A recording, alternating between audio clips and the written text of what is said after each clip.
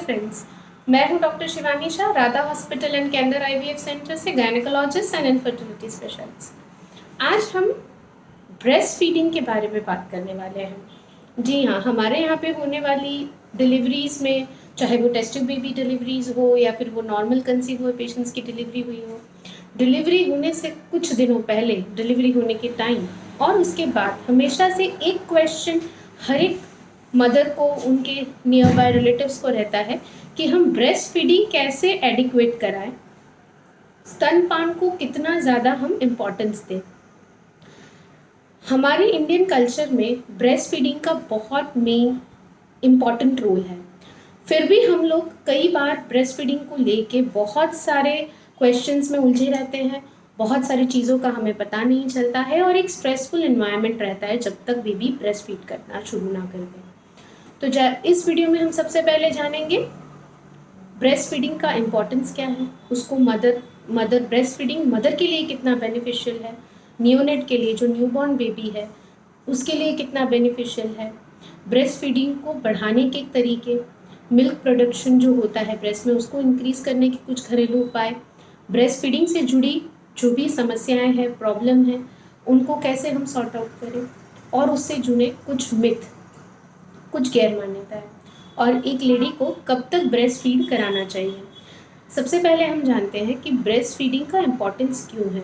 देखिए, breast feeding का जो कॉन्स्टिट्यूएंट होता है, जो ब्रेस्ट फीडिंग में जितने भी कंपोनेंट्स होते हैं, वो नियोनेट की kidney and liver and intestine, तीनों चीज़ें, तीनों ऑर्गन्स अच्छे से डाइजेस्ट कर पाए, उसको ध्यान में रख के वो नेचुरली प्रोडक्ट सिक्रीट होता है।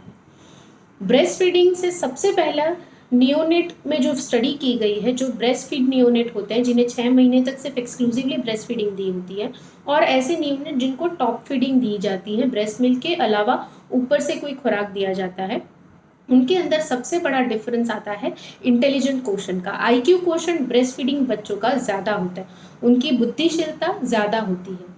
ब्रेस्ट फीडिंग से उनके इंटेस्टाइन का ग्रोथ अच्छा होता है, उनके किडनी एंड लीवर का ग्रोथ भी एकदम परफेक्ट होता है, उनके चांसेस टू एलर्जीज ज़्यादा होने का चांसेस कम हो जाता है। एक्सक्लूसिवली ब्रेस्ट फीडिंग बच्चों के जो इंटेस्टाइन होते हैं वो इन्फेक्शन से बहुत रेजिस्टेंट हो जाते हैं, उन्हें बार बार डायरिया नहीं होता, उन्हें बार बार गैस्ट्रिक प्रॉब्लम नहीं होती है। उनकी ओवरऑल हेल्थ के लिए मदर का जो ब्रेस्ट मिल्क है वो 6 मंथ्स तक कंप्लीट न्यूट्रिशन प्रोवाइड करता है। यहाँ तक का न्यूट्रिशन वो प्रोवाइड करता है कि 6 मंथ्स तक के बेबीज़ को ऊपर से पानी देने की भी ज़रूरत नहीं होती। सिर्फ और सिर्फ जब भी बेबी भूखा हो तो उसे ब्रेस्ट मिल्क दिया जाता है। ब्रेस्ट मिल्क से मदर को भी उतने ही बेनिफिट है। जितना अर्ली आप ब्रेस्ट फीडिंग शुरू करोगे, यानी डिलीवरी के हाफ एन आवर के अंदर अगर आप बच्चे को स्तन पे लगाते हो, स्तनपान शुरू करवाते हो, तो आपको डिलीवरी के टाइम या सीजर के टाइम जो खून ज़्यादा गिरता है गर्भाशय में से वो कम हो सकता है। पोस्टपार्टम डिप्रेशन यानी डिलीवरी के बाद आने वाले डिप्रेशन कम हो सकता है। ब्रेस्ट फीडिंग 6 महीने तक नेचुरल स्पेसिंग का काम करता है, नेचुरल कॉन्ट्रासेप्शन का काम करता है। तो एक्सक्लूसिव ब्रेस्ट फीडिंग कराते वक्त आपको किसी कॉन्ट्रासेप्शन को यूज़ करने की ज़रूरत नहीं पड़ती है। ब्रेस्ट फीडिंग से आपका प्री प्रेगनेंसी वेट वापस आप गेन कर सकते हो, मतलब प्री प्रेगनेंसी जो आपका वेट था वहाँ तक का आपका वेट रिडक्शन हो सकता है। ब्रेस्ट फीडिंग से आपके ओवरऑल बॉडी के जो मसल्स हैं वो टॉट हो सकते हैं, वो वापस से अपना शेप गेन कर सकते हैं। और सबसे ज़्यादा चीज़ कि ब्रेस्ट फीडिंग से आपका पॉजिटिव मेंटल स्टेट बना रहता है, जिससे आप थ्रू आउट पोस्टपार्टम पीरियड में एक पॉजिटिव माइंडसेट के साथ बेबी को ब्रेस्ट फीड करा सकते हैं। यही नहीं, आपका जो गर्भाशय जो है उसको छोटा होने में भी ब्रेस्ट फीडिंग उतनी ही मदद करता है। वो ज़्यादा बड़ा नहीं रहता, आपको बार बार पेन नहीं होगा।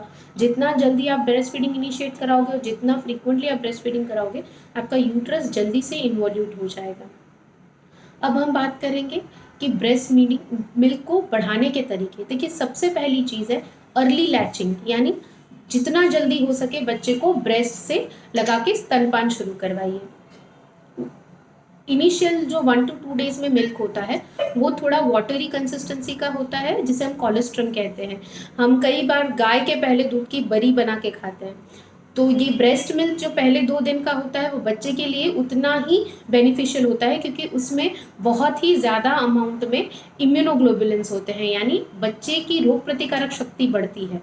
तो पहले 3 दिन जो पानी जैसा आपको दूध निकलता है वो कंपलसरी बच्चे को फीडिंग करवाना है। कोशिश करिए कि बेबी को 2 से 3 घंटे के अंतराल में जब भी वो भूखा हो तो उसको ब्रेस्ट पे लगा के उसको फीडिंग करवाएं। एक ब्रेस्ट को कंप्लीट एम्प्टी होने दिए। हम कभी बार बहुत इम्पेशेंट हो जाते हैं, 10 मिनट एक साइड ब्रेस्ट फीडिंग करवाई, 10 मिनट दूसरी साइड ब्रेस्ट फीडिंग करवाई, तो ये चीज़ गलत है। ब्रेस्ट फीडिंग एक ब्रेस्ट से जब आप करवा रहे हो तब पूरा ब्रेस्ट एम्प्टी होने दीजिए, बच्चा वहाँ से फीडिंग शुरू करे से लेके वो फीडिंग ख़त्म करे तब तक का ब्रेस्ट फीडिंग आपको कंटिन्यू रखना है। दूसरी चीज़, तीसरा जो इसमें बात ध्यान रखने की होती है वो ये होती है कि आप पानी ज़्यादा पीजिए। 70% of the breast milk is water, तो पानी आप जितना ज़्यादा पिएंगे उतना अच्छा आपको मिल्क सिक्रीशन होगा। जो घरेलू उपाय है ब्रेस्ट फीडिंग बढ़ाने के, उसके लिए आप मेथी के जो दाने हैं वो पूरी रात भिगो के रखिए। 1 चम्मच मेथी के दाने पूरी रात भिगो के रखिए, सुबह उठते ही वो पानी भी पी जाइए और जो मेथी है वो भी खा जाइए। उसके अलावा आप मुखवास ज़्यादा लीजिए, मुखवास में तिल और वरियाली का मुखवास ज़्यादा खाइए, फ्लैक्स सीड यानी अरसी उसका मुखवास ज़्यादा खाइए। ये सब चीज़ें ओमेगा फैटी एसिड्स देता है और ब्रेस्ट मिल्क का सिक्रीशन इंक्रीज करता है। स्पिनच, ब्रोकली, इन सब का सेवन ज़्यादा करिए डिलीवरी के बाद, चाहे सलाद के रूप में हो या उसकी कोई सब्जी बना के खा ली, पर स्पिनच एंड ब्रोकली का कंजम्पशन आपको ज़्यादा रखना होता है फूड में।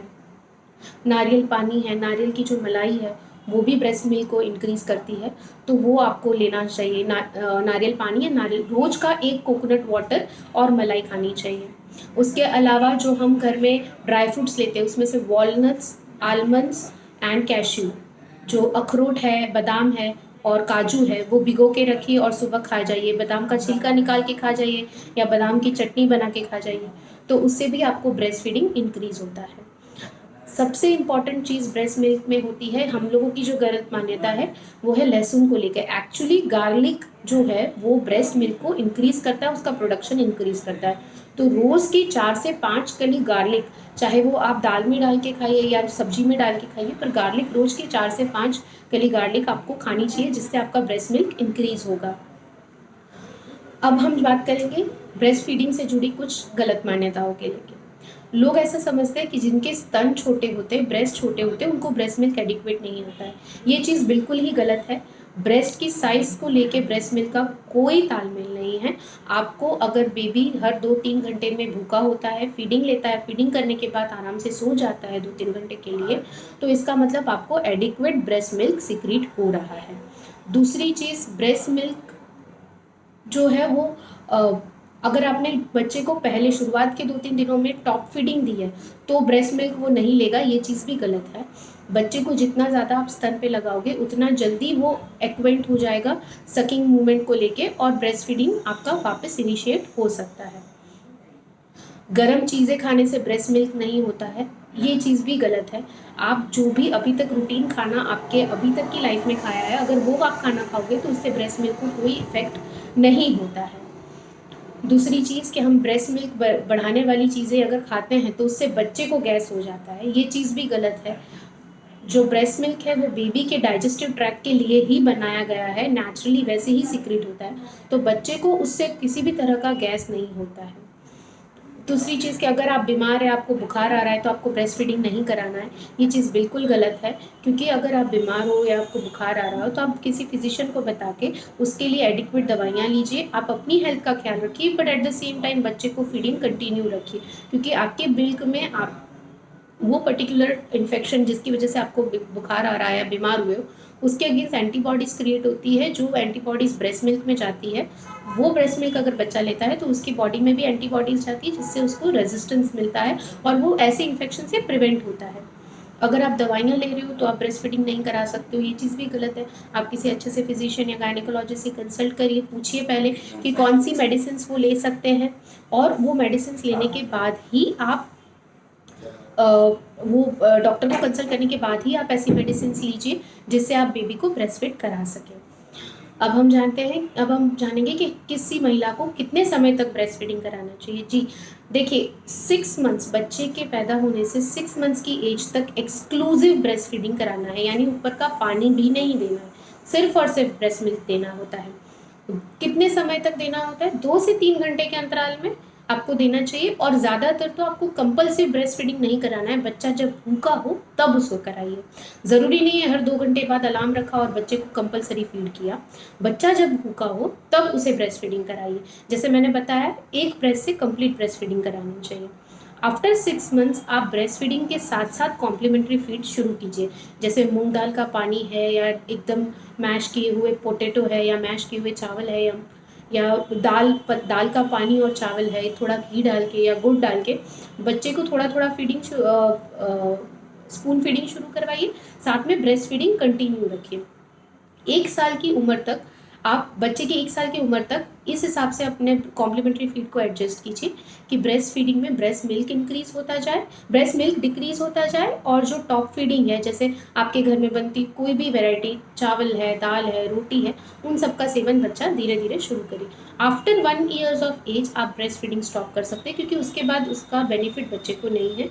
उसके बाद बच्चा का जो भी ग्रोथ एंड डेवलपमेंट है, वो आपके घर में जो आपके रूटीन कस्टम्स है, रीजनल एंड सीजनल फूड, उस पर डिपेंड करता है। आशा करती हूँ इस वीडियो को लेके ब्रेस्ट फीडिंग से जुड़े आपके बहुत सारी गैर मान्यताओं के बारे में आपको पता चला होगा। आप और भी आगे जानना चाहते हैं तो नीचे कमेंट बॉक्स में ज़रूर से लिख दीजिए। Thank you.